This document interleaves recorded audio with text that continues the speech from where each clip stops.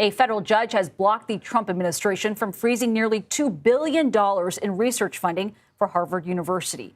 In a victory for Harvard, the judge ruled that the administration violated the university's First Amendment rights and federal law when it froze the grants over the Ivy League institution's handling of anti-Semitism on campus.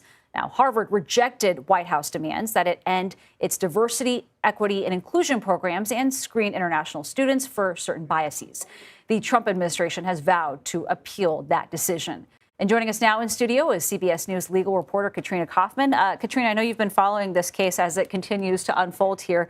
The president has vowed to appeal this ruling from the district court judge. So what happens next, and could this impact other universities? I mean, that is an excellent question. Legally speaking, what will happen next is they will appeal to the First Circuit Court of Appeals, and this is absolutely a case that we anticipate will go to the Supreme Court. But in terms of other universities, this in many ways is a test case. Harvard stood up to the Trump administration. They have now gotten this favorable ruling, so it could impact how other universities decide to deal with the administration. But at the same time, it's not the only lawsuit that Harvard is contending with by the Trump administration. They're also trying to take away Harvard's tax-exempt status, for example, to interfere with their ability to enroll foreign students. So behind the scenes, while all of this is going on, there are also negotiations happening between Harvard and high-level officials from the Trump administration that would restore all of their federal funding, that could end all of these lawsuits. And it is important also to note, this just impacts the funding they've received so far at Harvard.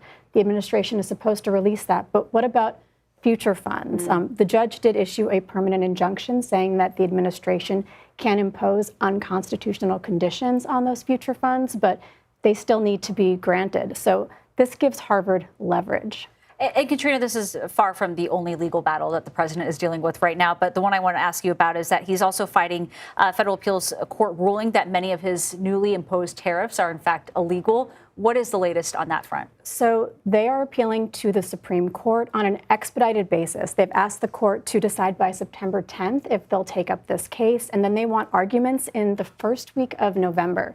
But at the same time, they have a backup plan. They're confident the court will be on their side, but if not, there are other avenues they can use. One that the U.S. Treasury Secretary Scott Bessent has brought up is called the Smoot-Hawley Act, and this would still allow Trump to, for 5 months, put a 50% tariff on countries that they think are thwarting the U.S. commerce or economic interests. So they still feel like they have options, but they're hoping the Supreme Court will be on their side. All right, Katrina Kaufman, thanks so much for breaking all this down for us. Thank you.